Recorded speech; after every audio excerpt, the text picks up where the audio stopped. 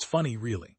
Kai had some rough ideas scribbled in a notebook, but the soul, the structure, the thing that makes it breathe. That was all me. Some people are just springboards. The heat from the single spotlight on Ren's face was so intense it felt like a physical force, bleaching the color from the red velvet curtain behind him. The polite, industry-standard applause was a dull roar, like surf heard from miles away. Moderator turned to me, her expression a careful mixture of sympathy and journalistic hunger. She asked if I had anything to add.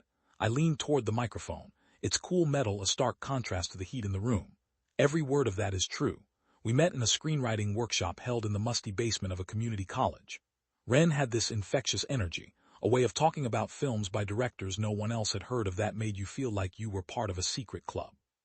We bonded over a shared frustration with predictable plotlines and a mutual love for La Colombe coffee. Our first real memory together wasn't even writing. It was spending 3 hours at a diner mapping out the entire emotional arc of a fictional character on a stack of damp napkins, long after our food had gone cold. He was brilliant, or so I thought. The first red flag was so small I barely registered it. We were pitching a short film concept to a local producer. I'd come up with the final gut-punch twist the night before, scribbling it in my moleskin as he slept on my couch. In the meeting, Ren presented it as his own spontaneous idea. When I looked at him, he just gave me this tiny conspiratorial wink, as if to say, we're a team, it doesn't matter who says it. Afterwards, he apologized profusely, blaming nerves. It was a simple brain fart, he said. I believed him. It felt safer to believe him. For 2 years, our collaboration was my entire world. We were building our feature script, a psychological drama called The Echo Garden. Those were the golden days. Late nights hunched over my laptop with Final Draft open and 2 cursors flying across the screen. We celebrate small victories, a perfectly crafted line of dialogue, a solved plot hole with cheap whiskey at a dive bar on the Lower East Side. Kai, you're the engine, he'd say. I'm just the guy who sells the car. It was our joke. Slowly, the balance shifted. He started taking meetings alone. It makes more sense, he'd argue. You hate schmoozing and I'm good at it. You stay here and write, I'll go out and make it happen. I rationalized it. He was right, I was an introvert. But then I'd see charges on our joint business account for lavish dinners at restaurants I'd never been to. The cost of doing business, he'd explain with a shrug. A little grease for the wheels, I let it slide. I was the engine after all. Engines don't need to go to dinner parties. The discovery was an accident, a stupid digital fluke. I was archiving old project files on our shared Google Drive to free up space when I noticed the trash folder was unusually full. On a whim, I clicked it. Inside was a file named Echo Garden Final DocuSign, PDF. I restored it, my heart a cold, heavy stone in my chest. It was a sales contract with a well-known indie production house. The agreement was dated 2 months prior. The purchase price was $87,500. And at the bottom, under writer, was a single signature line. For Ren. That night I didn't sleep.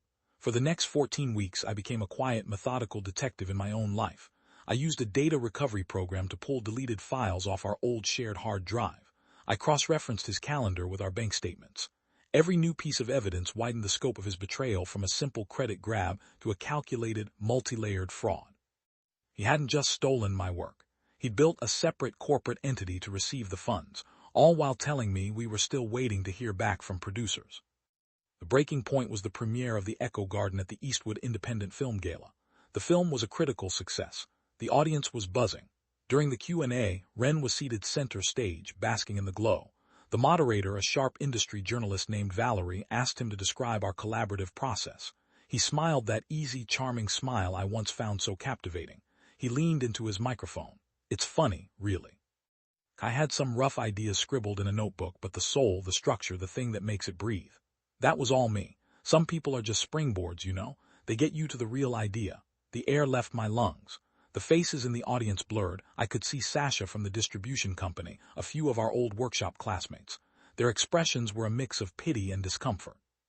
In that moment of absolute public humiliation, as the world went silent around me, the plan didn't just form, it crystallized. Every step became clear. And I noticed a tiny, infuriating detail. On his hand, gleaming under the stage lights, was the silver ring we had bought together to celebrate finishing the first draft. Our shared victory, now his personal trophy. The next morning, I was in the sterile, glass-walled office of Ms. Zimmerman, an entertainment lawyer whose reputation was as sharp as her tailored suits. I laid everything out on her polished mahogany desk. She listened without interruption, her fingers steepled. When I finished, she looked at the evidence. The timestamped final draft files from my personal cloud backup, showing my login as the primary author. the Google Doc version history that logged 92% of the script's text to my account, the recovered emails from Ren to the producer, where he referred to me as his writing assistant. He didn't just steal your script, Ms. Zimmerman said, her voice devoid of emotion. He laundered your intellectual property. She laid out the strategy. It would cost me a $25,000 retainer and take at least 4 months. One afternoon, while I was on the phone with her, Ren called on the other line.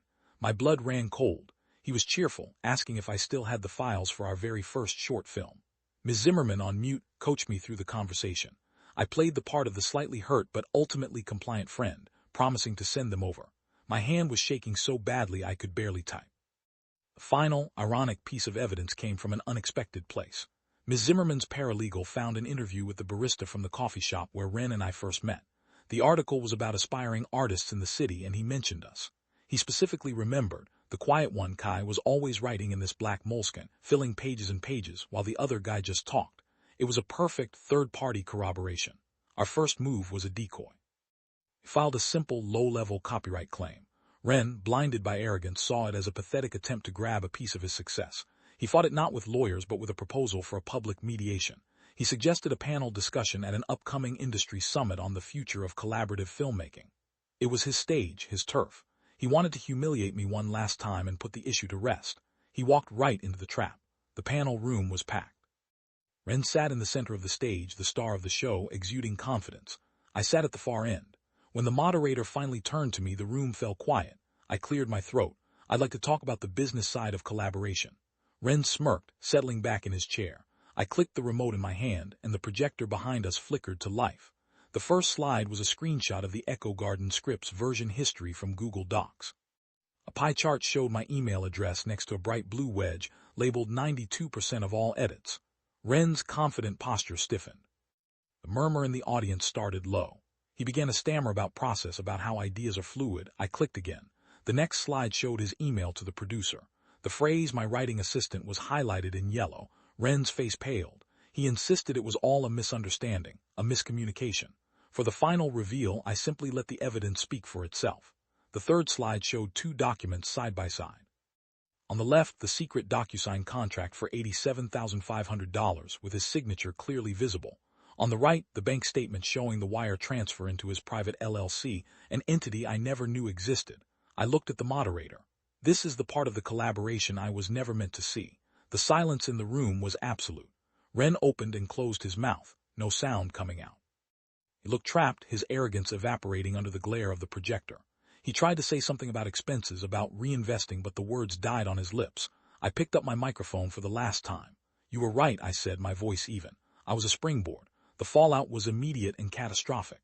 Within 24 hours, 3 different industry publications had run the story. His production deal was indefinitely suspended. My phone buzzed with 47 calls from him, all of which I ignored. Ms. Zimmerman handled the ensuing legal storm with brutal efficiency. The settlement was swift and decisive, awarding me full ownership of the script, all initial earnings, and a significant portion of any future profits plus damages. 6 months later, a friend sent me a photo from social media. It was Ren. He was working at a Starbucks in a different state, the iconic green apron tied around his waist. He was smiling for the camera, but his eyes were hollow. He looked smaller, anonymous, stripped of the borrowed brilliance that had once defined him. The image was more potent than any court judgment. I live in a new apartment now, a bright, airy space that gets the morning sun. I'm working on a new script, a story that is entirely mine, and the quiet joy of creation is something I had forgotten existed. There's a profound peace in knowing the only voice in my head is my own. I thought back to his cruelest line, the one that had ignited this whole affair. Some people are just springboards. He was right about that. His betrayal launched me out of his toxic orbit and into a life of my own making. He launched me, and then he fell.